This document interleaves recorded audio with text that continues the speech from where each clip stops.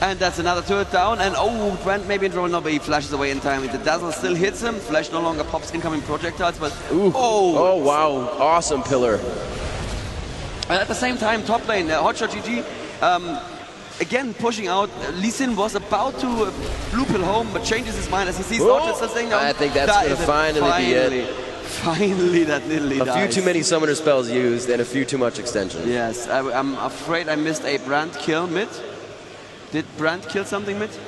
Yeah, he must have killed that Tarek. Yeah, that Tarek that was coming from him mid, yes. Yeah, they were able to get him on that pillar. They pillared right on the outside of the Wolf Camp down on Zan's side. They were able to catch him. He wasn't even getting hit by the turret, but the damage done was very, very big. The next dragon Here we are. This came up at 2150, so it's only about 20-second spawn. They're going to be able to take that out, so good money. So that's going to be the second control for them.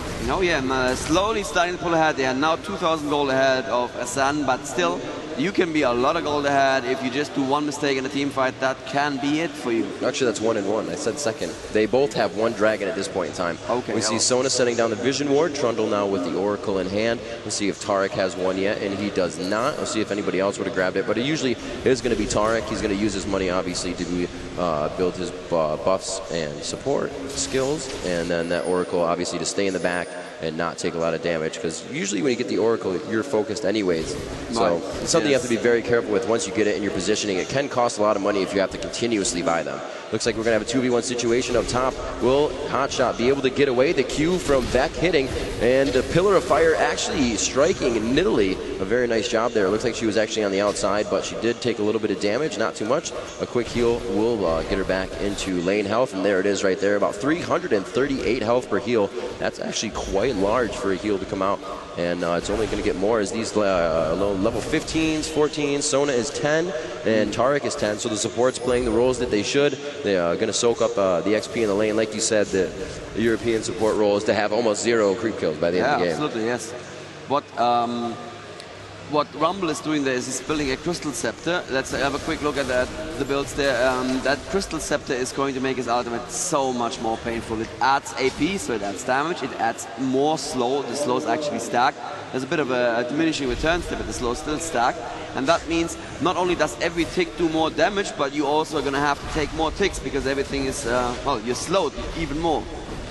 And what is Brand waiting for there in the bushes? Now he wakes a little up. Too long to wait on that one. It looks like he wanted something just more, wow, that 25% damage increase, as we said before, definitely putting a little bit of hurt on Hotshot GG. He's going to get those heals down. It's actually only a 300 heal, 140 coming from Tarek.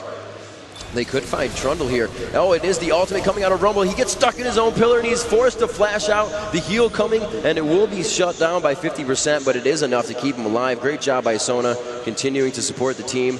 Trundle almost really trundled himself on that one, putting down the pillar, got himself stuck within the wall, just not far enough to get by. And we're going to see Brand kind of sitting in the bush here. Hopefully Hotshot GG tries to come down. And Baron? What? Yes, that's exactly Looks like we're going to do a level 10, level 12 Baron here. I was about to say exactly that. You just got 2 of their team down to almost no health. Go Baron right now. You're there. They're in no position to help. Corki is in bot lane. He's probably just going to take a tower. The only chance they have is try and steal it, but even that, less than, absolutely likely. They have 2 healers with them. They can take this Baron. They can take it easily. And they do take it, yes. There was a valiant effort from Lee Sin there, but he's just going to die. They are able to grab it. Wow. Brand did not stay on the outside for Lee Sin to jump to with his shield. The Absolute Zero, finally, Savefish is getting off what he wants to. That full proc of Absolute Zero. Rumble taking a ton of damage on the output from everybody there. Tarek getting the dazzle down to stop him. Sona and Brand left to split either way, and CLG coming out on that fight very nicely. 2 down for Zan at this point in time. However, Corki, though, is doing some damage on bottom unnoticed. Well, yeah, it seems they're not paying attention to the minimap. Like you were saying, the minimap is one of the most important parts of this game, but sometimes even the pros are, too obsessed with getting kills. But if they can push a tower down and get this Brand kill, which they can, I guess, yes, very nice. Can, then it's probably okay to... They didn't even lose the inhib to it. Oh, yes, okay. There you go. Nidalee went back, and Nidalee can defend this easily. Oh. He does not want to go down here. He does not have his Valkyrie right now, and he also uses Flash. A huge pounce, just doing so much damage, and she's able to take him down. Hotshot GG, just forcing that Nidalee onto the opposing team and not giving them an inch. 7 seconds cooldown on the Valkyrie. I just checked there. 7 seconds was 7 seconds too long at that moment. Yep. Needed it right there. And they take another turret down. I wonder how low did he get the turret? Only to about half health. So yeah, that was probably not worth it. He should have gotten up there sooner. Yeah, and Sun basically made that mistake of being caught in the river there, putting down the offensive pillar when they couldn't really follow it up. They got two of their people so low that they were basically out of combat, and that just meant free Baron for CLG. And really massive kudos to CLG for seeing that and for having the strength of the discipline to actually say, okay, yeah, we can do it. Let's go in there. And it's scary in a tournament like that. There've been games today already that have been lost to Barons that the teams shouldn't have taken. Yeah, that's really unlucky when that happens too, because you have such a good momentum. You're grabbing Baron, you think you're safe, and then it gets lost, and the tables just turn against you. You're really not ready for it. Yeah. We'll have to see. All 5 members are pretty much pushed back behind their second line of turret here. Lee Sin is kind of just pushing out a little bit. He does have Trundle behind him and a minion wave, so he can kind of dodge around. If he gets Nidalee, he can dodge the spear behind a minion. Rumble, however, coming in, also staying behind his minions for that one, missing his Q, and these guys are just kind of whiffing skill shots on each other, saying, yeah, I got mine too. But we got Trundle, and we have Brand in the jungle right now. Brand taking that blue, a very detrimental blue that he can use. That's going to really help his cooldowns. And his mana really doesn't ramp up that much with his skills. It's about 70, 80, 90 around there for most of them. And it's quite easy to use that spell reel at least 2 or 3 times at high level before you're really out of the fight and you're really taking a lot of damage, because you have to get closer just to proc a seer or get the stun on to utilize an initiation. So we'll have to see if Brand can really get a Pillar of Fire down, conflagrate everybody in the fight, and start something off of this. Banshee's Veil's being grabbed all over the place. Actually, I think it's just Nunu. Yeah, we see another, as you said, the Ryla's Crystal Scepter being Ash grabbed. Has one too. Yes, and they may be pushing for this inhibitor here. While Nidalee is split pushing bot and Ash is split pushing the top. They can probably not take the turret here, but they can stay here and they can force Lee Sin and Sona and Trundle to stay here as well.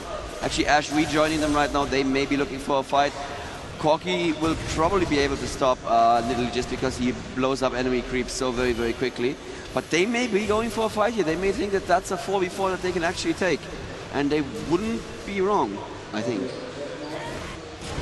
See what they can do, the Ash Arrow initiation, and we're going to go into this fight right in front of the inhibitor turret, mid-inhibitor turret. XAN goes down, and the focus onto Brand is exactly what they needed. A crit arrow hitting Lee Sin, but he gets away in time with the heal from Sona. A very nice recovery there by Zan. They only lost Brand, and it looks like the initiation coming in from the ult on Rumble. They're not going to be able to follow up on that. The turret has a lot of HP, and they're not ready to take that damage. We do see that Hotshot GG is level 18, level 14 for St. Vicious, 16 on Big Fat Lip. And Elements is 12, I believe one of the lowest in the games. Next to Sona, they are both 12, as the supports, as they should be. They haven't really been grabbing as much, just kind of supporting their teams, not getting the kills. Chouster doing what he can to take down the turret with his team, getting the damage down, and they are going to start pushing this first inhibitor. Now this is really going to keep Zan in their base. They're not going to be able to do too much, and now the mentality game starts to be played on where do we go from here. We have to wait for our inhibitor to come up. As I've said before, CLG needs to continue to push so Zan doesn't have the chance to farm everything that CLG is now giving them. Super minions coming in, minions top, minions bottom, but CLG looks to just keep punishing right now on this power play as somebody is just spawning for them, and they're able to take down this turret as well. It looks like Darkness kind of just firing off some ultis saying, get away from my turret, but they're not really worried about it with the amount of heal that they can get back from Taric and from Nidalee. Yeah, absolutely. And now there's almost a 10,000 gold advantage in favor of Team CLG. This is starting to look dire for Sen. Sen, who amazed us so much with their first game against Team Solomid, but it looks like that maybe Team Solomid just didn't take them seriously. Maybe that's what happened. Like you were saying, it's a possibility. Right. But they're not weak by any means, but they definitely aren't stomping CLG here. Let's put it that way. Let's put it diplomatically. Yeah. So 36-20 for the Dragon. 9-6 here at 30 minutes into the game. Brand going up top to get some minions for himself, and this is where they really need to, farm and get back to base. Easily could come behind him. And just a shout out quickly to everybody who's watching the stream live right now. We have hit 180,000 viewers on stream, which is just massive and unheard of. And thank you to everybody who is still sitting here and watching us live. And the atmosphere is just amazing here, and I hope that you guys are having fun at home as well. If you're not watching this with your friends, you're doing it wrong. Invite some friends over, have some pizza, watch the games. It's great. It's a sports night for the 21st century. Saturday night, Sunday night, and Monday night esports coming at you. Absolutely, yes, that's what it should be. So we'll have to see what they got here. Looks like a gather up around Baron here. They're just kind of gathering together, not for anything big. They did just get CV'd, I believe, unless that was Element CV. I think it was. The Hawk Shot also coming out. So they're just being a little more extra careful at this point in time, making sure that they're not drawing anything out of that bush. A few harpoons. Oh, there is. Somebody was trying to not so much grab Red Buff, but they're not going to be able to now as they pulled that around with the volley. A quick harpoon kept Red Buff there, and they were able to take it in the bush without being seen. Now they can cleanly walk through the jungle here. Looks like we have 3, 4, now 5 defending this top inhibitor turret. Could be a forced fight. A very big minion wave coming up behind them, a full with a siege minion, so that's going to be a little extra damage to be taken if it is not taken out by it. Oh, hits Trundle. Crystal Arrow coming out of the hands of Ash. Absolute Zero being procced right away. Lee Sin taking a ton of damage, and the Flame Spitter in the hands of Rumble taking Lee Sin down, so Ash can just take one more arrow shot on him. Axia goes down. Looks like that is Brand, and Trundle actually lives in that situation as he just runs around his entire team and is prevented from being clicked. A very nice job. You can usually do that with the top turret actually and save yourself. Still continuing to fight. Darkness is like, oh, I can't let this happen. We need to keep doing damage. Sona's saying, I know the same thing. Oh, almost getting hit by the spear. That definitely would have taken her out. Looks like Trundle trying to come in again with the pillar and stop them from chasing Sona. Corky right off the fountain again. Darkness trying to continue to do some damage, but this may be one of the final pushes necessary for CLG to take this game away from Zan. They will be able to take out this turret. Ash just kind of poking it from behind. No, coming around the edge is Sona, and she deters Ash from taking that out. Nunu seeing a huge minion wave bottom, not exactly huge, but a full minion wave, and they're able to take out that turret. Xenon, this does not look good for Zan right now. That is their third inhib going down, and with the third inhib down, the waves of super minions that spawn are actually double super minions. Oh, Sona gets hit by that ultimate, and I'm not sure what that Rumble ultimate was supposed to accomplish. It's not going to kill her all by itself, but yeah, it probably put a little bit more fear into her, which is also always good. And yeah, it looks like CLG are actually winning this. And a smarter man than me needs to explain to me what that means for the group. But we're going to talk about that in a little bit. But let's watch the rest of this game, because who knows, maybe San can put an amazing comeback here. But it doesn't look like it right now with, wow, more than 10k gold advantage for CLG right now. And they can just go back for a Baron right now. Yeah, that's going to be easy. You cannot stop a Baron when you have 3 inhibs down. No, it's definitely going to be tough. Plus, they're doing a lot of damage, and Sona is kind of, you know, poking them back, or poking one out of there. Yeah. Just kind of getting their damage still. So they need her to even get into this fight, and now they're actually making a move. It looks like Baron is quite hurt, but still has a little bit of damage to be taken. Lee Sin is going to be the first one to somewhat initiate and run in here. They do see that I'm coming. The CV was actually right on the right side of the Baron, so they knew they should not have done that. Lee Sin jumping in quite aggressively there. The ult coming out of the hands of Sona will be able to keep him alive. Oh, the arrow going into the face of Corky. He will not be able to fire off for a few seconds, but he's back into this one quickly. He Valkyries right in, going for Chaucer. That's exactly what he needs to do, but he is also going to get focused by the other team. Dazzled on, Hotshot GG taking down Brand, and it looks like Vec goes down. Darkness going down by the hands of Elements as Tarek gets a kill for himself as they just start to chase down Zan at this point in time. Very well played, forced off of Baron after taking damage, and very good heals coming out of the hands of Nidalee and Tarek in that fight. An ace for CLG. And not one single person from CLG died. They all went solo. When that Brand ultimate went, there was like, oh god, they're all gonna die, and they were all like a sliver of health. But you know, that's enough. If there's no enemy heroes, you're gonna be fine. You know, I really thought they had it. Sona had a great ult. Yes. Lee Sin was able to get out with his shield his teammate as well, but they decided to go back in for the fight and try to pull that one out in their favor. It just didn't happen, and CLG was able to come out with the win. And that's what it is. Hey, GG, absolutely a great game here. San being absolutely a strong competitor in the early game, but there just came a point when CLG started getting ahead, and then they did the smart thing and they got more ahead and more ahead and more ahead. That's the thing you want to do, right? In esports, that's the thing you do. Absolutely, that's what you do. When you're ahead, you get more ahead.